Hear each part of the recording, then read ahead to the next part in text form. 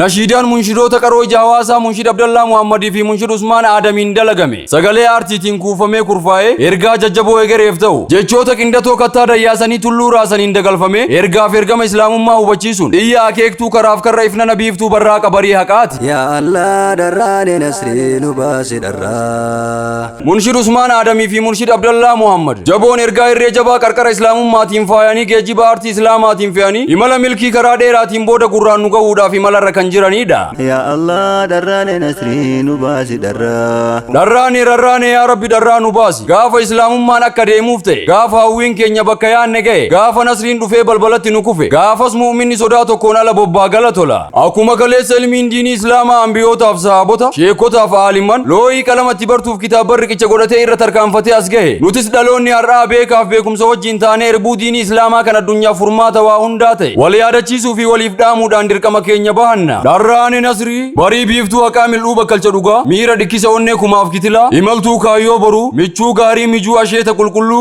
irbuu jireenya egeree wantii lugaa malaagaa qooqa sagalee dhadhooftuu karra ifa bariiti jechoota dhamaan guutamee dhandhamaan faayame ilaalchaaf calaqqee copha yaada sammuu hurruma yaadaa jechaan tartiiba'ee qalamaan barraa'ee arrabaan mi'aa'een kaayyoo fi akeeka mul'ata gootummaa namooma obbolummaaf daandii jireenya islaamummaa qalamni katabee jechoonni lallabeen biqiltuu dhugaa dhangaa dhama qabeessa dhandhama tole dubbii hasaasa keessoo weedduu gurraaf male irbuu keessi fagoo egereedhaaf kudhaamame jechoota cokamee tooratti galfamee mi'aan dubbii isaa calaqqee hangaasuu samirra dirrisee uumama hawwisee dirra dachee ibsuun fedha rabbii olaaneetiin ijji wal argaa keenya aduu guyyaa 4 ji'a 9ffaa bara 2016 godina Baalee aanaa barbaree magaalaa Haroo Dumaal galma bulchiinsa magaalaa Haroo Dumaal keessaa taatu aalimman daa'iiwwan ulamaa'otaa fi hayyoota seenaaf saayinsii garagaraa waliin taane tola rabbii nurratti ooleef galata galchaa toltuu dhaamsa dhama qabdu walirraa guduunfanne gorsa surriif qorsaa galaa galan qabne wal faana siinqeffanne argaa nuura nasriitiif gooftaatti lallabanna akkasumas maalummaa islaamummaa walaloo yeedaloo fi seenaadhaan dabaallee dhaloota booqaa aartii unachiifnee hiddaaf sona islaamummaa aartiidhaan gabbifna. Seerri halkiin hundi bira wal qixxaa'u